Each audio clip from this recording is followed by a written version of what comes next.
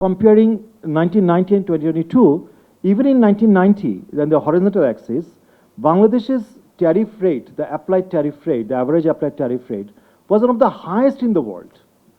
You believe that Bangladesh had more than 100%. But even in now in 2022, only a few countries to the left quadrant, you see they have higher tariff rates than Bangladesh.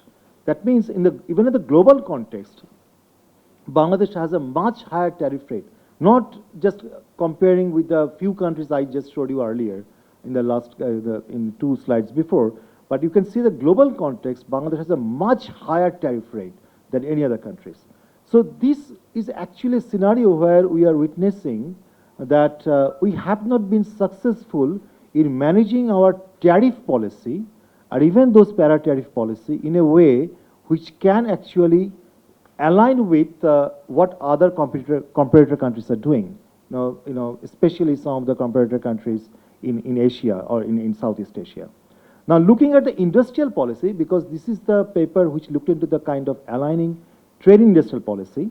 So it is these are the kind of observations. It's also came out from extensive consultation. Is that the industrial policy, the broadly fragmented, it's broad, but shallow incentive. We are not ready at all, that's for sure.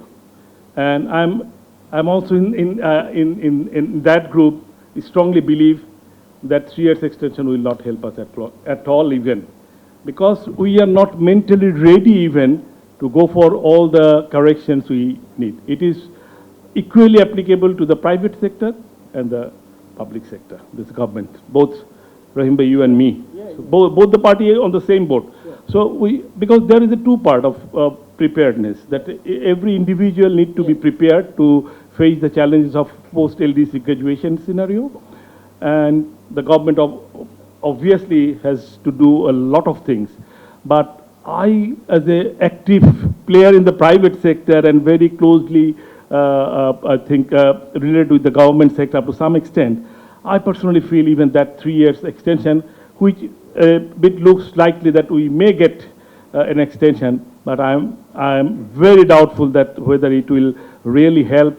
And no, I think it is. There are many reasons that we can talk even hours long. What's happened actually, especially the last political regime, they used this graduation for the political benefit, so they did not look and with the private sector also, yes boss, so we did not even try to notice out that what is the real problem lies with. So that is the issues, and as the dynamic public sector leader like Rahim Bhai is here, I think he can take some initiative so that we can be proved wrong that next 3 years, if we get the extension, can be really useful.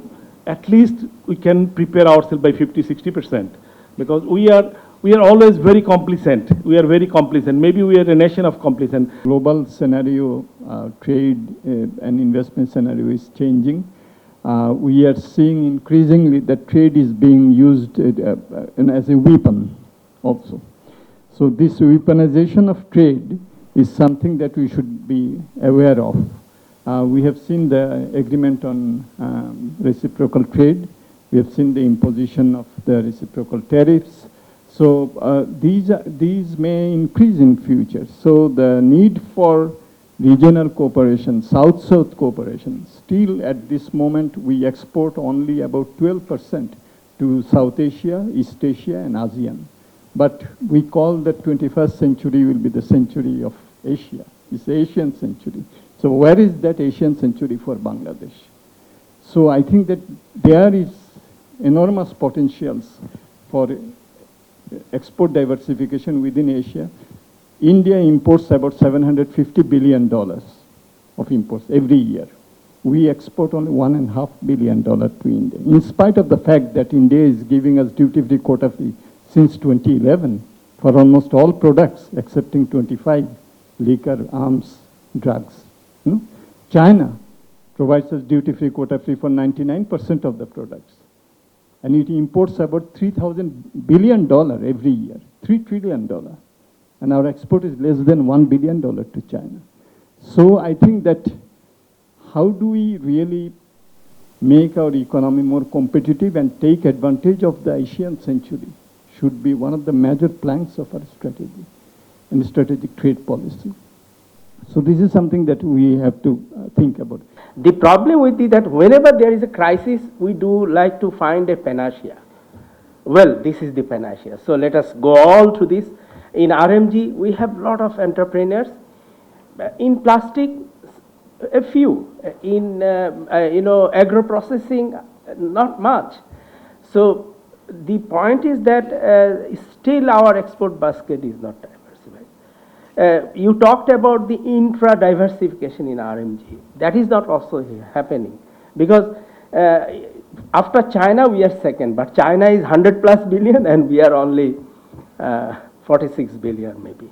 Even policy is there. We have a kind of incentive, we have a kind of bond, we have a kind of non-fiscal and fiscal, but still we could not make much, diversification in the basket. So problem is again a disconnection. So this is a kind of disconnection between the global trend and Bangladesh business trend. The whole, world market is now moved to the man-made fiber, around 70 to 75%, but Bangladesh is still remain complacent with the cotton. So again disconnect. So everywhere we see a kind of disconnection, and probably now is the time to repair and really establish the true connection between the policy and the ground reality.